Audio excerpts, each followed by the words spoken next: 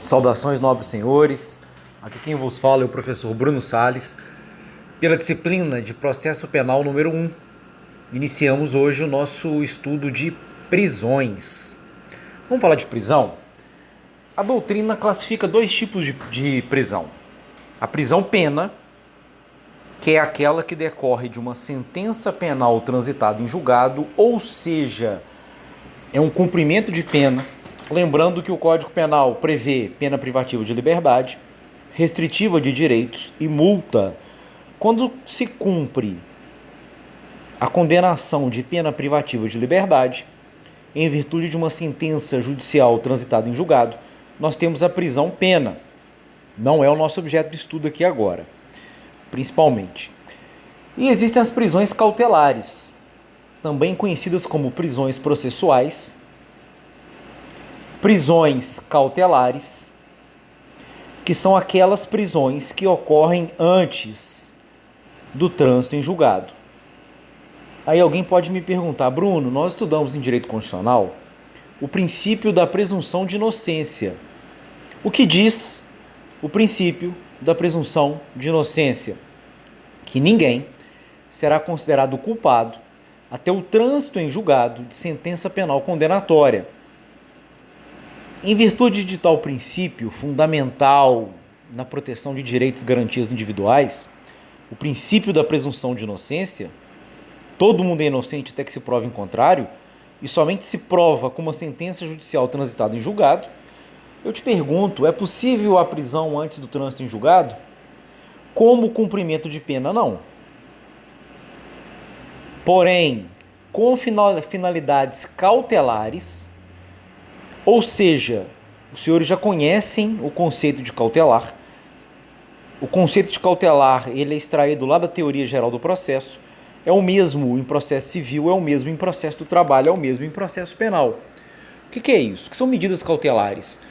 São medidas que buscam proteger o processo. Eles visam a eficácia do resultado final. Não adianta ganhar o processo e perder o seu objeto. Imagina no processo civil. Você tem um terreno, tem uma casa, tem um prédio construído em um terreno. O terreno do lado está fazendo uma escavação. E aquela escavação faz com que o seu imóvel, a sua casa, o seu prédio corra risco de cair. Aí você entra na justiça, até que aquilo resolve, até que aquilo vai, que vem, que anda, que vai, instrução, para lá e para cá, distribui, aí depois tem contestação, manda emendar inicial, enfim. O prédio já caiu? Ganhei, ele não podia ter feito aquilo. Não podia, mas seu prédio já caiu, e aí? Ou seja, até que o juiz resolva quem tem razão, quem está certo, quem está errado, para a obra, para agora.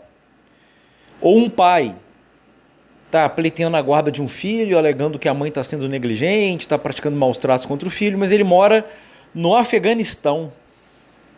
E o Afeganistão não tem tratado com o Brasil, por exemplo, relacionado a isso.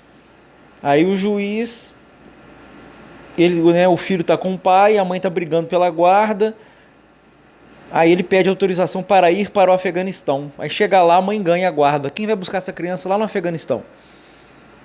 Ninguém. Ganhou, mas perdeu. O que são medidas cautelares, então? São medidas que visam garantir a eficiência, a eficácia de um resultado final. E no processo penal, como é que funciona isso? Imagina que alguém está respondendo por um crime, mas ainda não foi condenado. E ele tem todas as suspeitas que ele vai fugir. Ele vendeu tudo que ele tinha, ele já comprou passagem, ele não está respondendo às intimações da justiça, ele vai fugir. O juiz manda prender antes que isso aconteça. Porque se chegar no final ele for condenado e ele tiver fugido e ninguém souber onde ele estiver, ganhou, mas perdeu. Ou então, durante o processo, ele está ameaçando testemunhas, está alterando provas, está comprando ou tentando comprar peritos, tentando maquiar, consumir, alterar todo e qualquer tipo de prova que possa incriminá-lo. Ou então ele é perigoso, ele tem periculosidade, ou seja, ele é reiterado na prática criminosa. Ele é contumaz na prática de determinado delito, ele não para, mesmo com investigação em curso, com intimações, com interrogatório, com suspeitas, ele não para.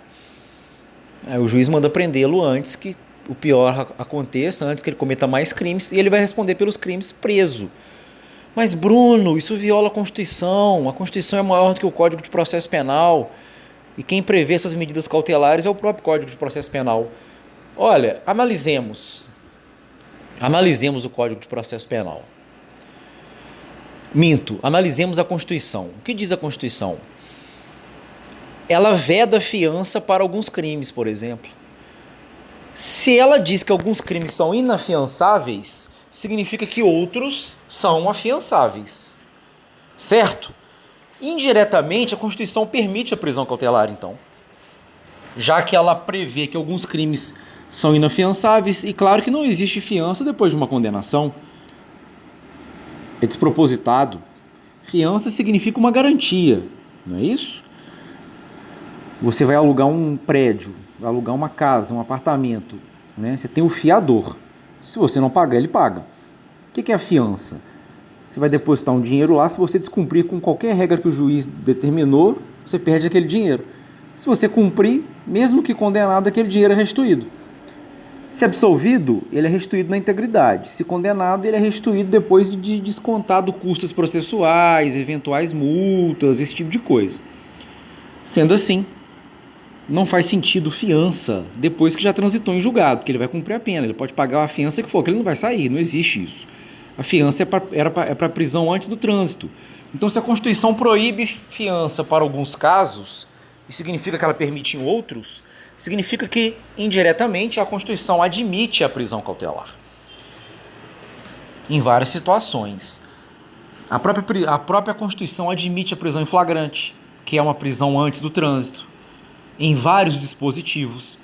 Então, não é inconstitucional a figura da prisão cautelar.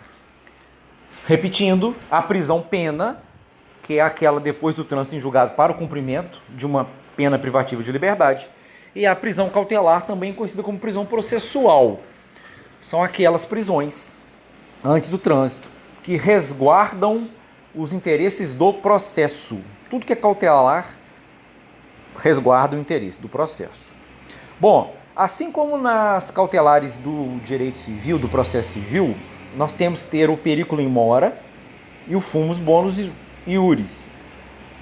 Periculum in mora, né? O perigo da demora. Se demorar demais já não serve. E o fumus bonus iuris, que é a fumaça do bom direito, ou seja, uma plausividade, uma verossimilhança do que está sendo alegado. Se o que estiver sendo alegado for plausível, existir uma verossimilhança, ou seja, tudo indica que é aquilo mesmo que está sendo alegado, aí as prisões cautelares poderão ser deferidas. Lembrando, nós temos 3 tipos de prisões cautelares: a prisão em flagrante, a prisão preventiva e a prisão temporária. Vamos começar pela prisão em flagrante. Primeira coisa que eu quero que vocês entendam, aprendam, anotem. Preso em flagrante. Imediatamente o juiz tem que ser comunicado. Ok. O juiz tem um prazo de 24 horas para tomar 3 atitudes. Ou ele converte o flagrante em preventiva, quando existir os requisitos da preventiva, que será estudado. Ou ele relaxa no caso de ilegalidade, ou ele concede liberdade provisória. Na liberdade provisória, ocorre que a prisão é legal. Ela não viola nenhuma regra jurídica. Porém, em nome da presunção de inocência, o juiz entende que a parte poderá aguardar o julgamento em liberdade, caso o condenado cumpra a pena. Mesmo porque nós sabemos que a pena privativa de liberdade ela se restringe a pouquíssimos crimes. Grande parte deles estão afetos à Lei 9099. O que é a Lei 9099? A lei que instituiu os juizados especiais criminais. Ela trata dos crimes de pequeno potencial ofensivo. Quais são os crimes de pequeno potencial ofensivo? Aqueles crimes cuja pena máxima não ultrapasse 2 anos. Ali nós temos a transação penal, é um acordo penal. Não dá cadeia. Não dá, a não ser que a pessoa não fizer jus mais aos benefícios, aí tudo bem, mas na imensa maioria dos casos, ocorre a transação penal e aquilo morre por ali. Acabou o problema, resolveu o problema, ok? Beleza. Depois da transação penal, nós temos ainda agora, né, o acordo de não persecução penal com o Ministério Público. Depois nós temos a suspensão condicional do processo após o oferecimento da denúncia. Se a pessoa aceitar algumas condições, ela terá o processo suspenso e depois de passado um prazo, se ela cumpriu com todas as condições, aquilo também morre. Ou seja, a pessoa não será condenada. Outros casos, lá na frente, se ele for condenado, ele pode substituir a pena privativa de liberdade por restritiva de direito, o juiz converte as penas. Ainda, se não tiver jeito, até 4 anos é o regime aberto, até 8 é o semiaberto e a partir de 8 é o regime fechado. Lembrando que o regime aberto, onde tem casa de albergado, ele vai trabalhar de dia e vai se recolher à noite. A maioria dos lugares não tem. Então, a maioria dos lugares, como que acontece? Prisão, albergue domiciliar. De noite, você se recolhe à sua casa. E o mesmo vale para o semiaberto, que deveria ser em colônia agrícola ou industrial. Porém, a maioria dos lugares não tem essa colônia.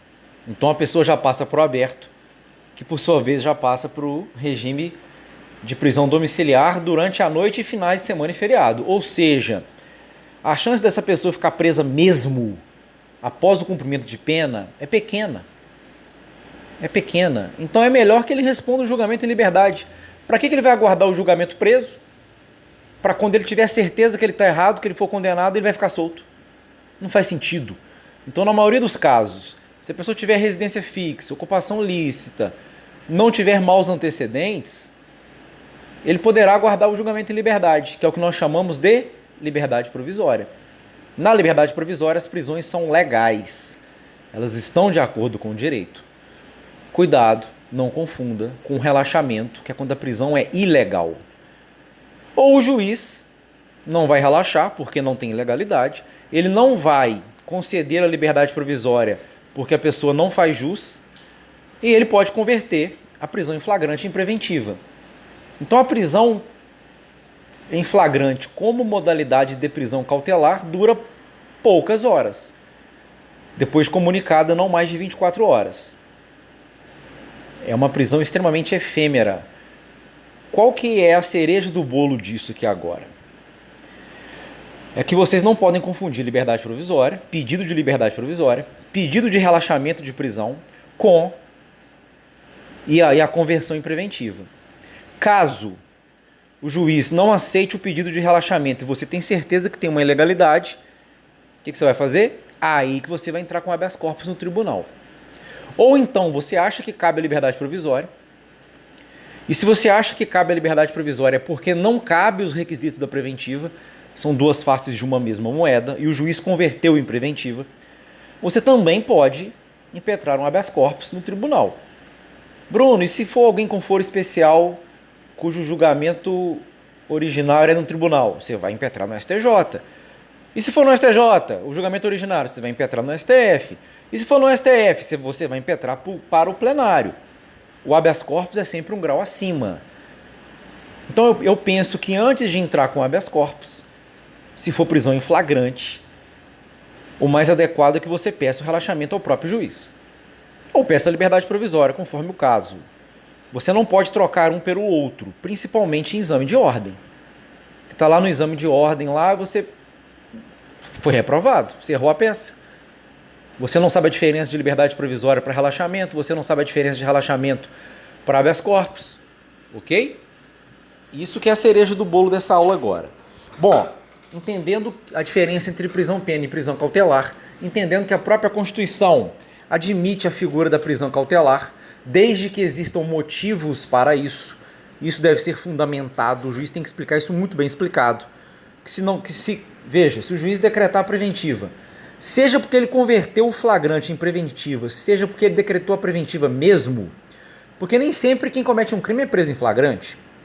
Durante as investigações, o delegado de polícia pode pedir a prisão preventiva e o juiz concede. Ou, após o delegado relatar o flagrante e remetê-lo à justiça, O representante do Ministério Público pode pedir a prisão também preventiva, se o juiz decretar, se ele vislumbrar os motivos. Agora, se não houver motivo, a simples gravidade em abstrato do crime não autoriza. Você tem que demonstrar o porquê aquela prisão é necessária. Isso é muito importante. Quando se pede a prisão preventiva ou a prisão temporária, eu vou explicar a diferença mais na frente, é imprescindível que o delegado de polícia ou o representante do Ministério Público explique os motivos que autorizem e o juiz vai analisar para ver se é o caso mesmo. Sendo o caso, ele vai decretar. Se ele decretar sem que exista os motivos que autorizam, cabe sim tranquilamente um habeas corpus, ok? Vocês têm que ficar muito atentos com isso, tanto para a questão de OAB, prova de segunda fase, quanto na prática. Bom, hoje existe também mais uma figura muito interessante, que são medidas cautelares diversas da prisão. Sim, faz muito sentido. Por quê?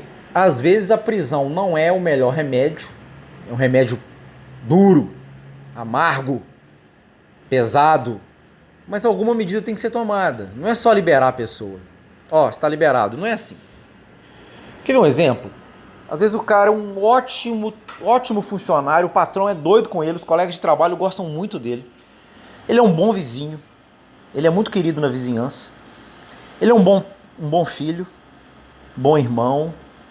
Onde ele frequenta, ele tem nome, tem prestígio, é querido por todo mundo, mas quando ele bebe, ele vira um inferno com a mulher, ele bate na mulher, ele maltrata, ele não pode. Não pode, não é porque ele é um ótimo funcionário, ele é um ótimo vizinho, ele é um ótimo filho, ele é um ótimo companheiro em todas as esferas que ele frequenta, que ele vai poder bater na mulher dele, que ele vai poder praticar violência doméstica. O que o juiz faz? Medida protetiva, ó, você está proibido, você está afastado da sua casa, você não pode ir lá, você está proibido de chegar perto e de manter qualquer tipo de contato com o seu cônjuge. Resolve o problema, se ele obedecer. Se ele obedecer, resolve. É melhor do que ele ficar preso. Ou então, torcida organizada. Mesma coisa, o cara é um ótimo marido, um bom pai, um bom filho, um bom funcionário, um bom vizinho. Todo mundo gosta do cara. O cara não tem histórico de prática de nenhum crime. Mas quando ele vai no jogo, quando ele vai torcer pro time dele, ele encarna o coisa ruim. E ele encarna o lado esquerdo. Ele é a encarnação do mal. Ninguém reconhece, ele vira uma fera, uma besta, um demônio. Sai da frente dele. Ele é capaz de agredir, de ameaçar, de bater, de matar quem estiver na frente dele só porque não torce pro time dele. Se o time dele perder, então, ele bate até nos torcedores do próprio time dele. Faz o quê? Está proibido de frequentar estádio. Se ele obedecer, está resolvido o problema. Em muitos outros casos, né? Muitos outros casos, às vezes, dependendo do caso, embriaguez ao volante. Ó, eu vou te considerar liberdade provisória aqui, mas está proibido de dirigir. Até que se resolva isso. O cara não tem nenhum outro crime, o cara não pratica nada. A única coisa que o cara faz, ou fez, é dirigir embriagado. Tá errado, não pode. Mas ele não tem histórico de outros crimes. Então, a proibição dele dirigir resolve o problema. É mais barato, é menos gravoso, menos custoso à sociedade. Por quê? Se ele for um trabalhador, é menos uma mão de obra no mercado. Dependendo do que ele faz, poucas pessoas conseguem fazer, ou seja, ele sustenta a família, ele cuida da mãe, ele é importante lá no local de trabalho dele. Isso tem um custo social alto, bem alto, além do custo dele na cadeia. E nós sabemos que as cadeias estão superlotadas, não está cabendo ninguém. Eu penso que se fosse fiscalizado a liberdade provisória com condições, que é o que nós chamamos de medidas cautelares diversas da prisão, é a melhor solução. Às vezes você chega pro cara e fala, ó, você trabalha? Beleza. Então não tem problema não, você pode continuar trabalhando. Saindo do trabalho, você vai direto para casa. Se você descumprir, moço, eu vou te prender. E cadeia, você sabe como é que é, né? Você dormir na sua casa, tem sua cama, tem seu banheiro, chuveiro quente, geladeira, tem sua família, tem tudo que você precisa lá. Alimentação, carinho, cuidados, na cadeia. Você sabe como é que é, 30 num espaço que cabem 10, aquele monte de homem, cada um com uma educação diferente, e nesse calor que fazia o bar, vocês imaginam. Aí sua mulher vai lá te visitar, sua família, no meio daquela confusão, e aí? Você prefere ficar em casa e cumpre o que o juiz manda ou prefere ficar preso? Bruno, não cumprem. É verdade, é um problema. Bruno, o cara já é criminoso, o cara já é todo desajustado, ele não se adequa aos convencionalismos sociais, ele não tem jeito, ele não vai obedecer. Mas se ele obedecer, é a melhor coisa. Ó, está proibido de consumir álcool, obviamente drogas, frequentar bares, boates, botequins similares, zonas boêmias, estádios, enfim, não pode mais. Ah, hoje tem a tornozeleira eletrônica. Já ajuda, porque eu sei onde que ele tá. Ah, esse cara meteu um assalto, ele é suspeito. Só olhar lá onde que ele tava, lá pelo histórico da tornozeleira. Eu tava em casa, não é você. Faz sentido, funciona.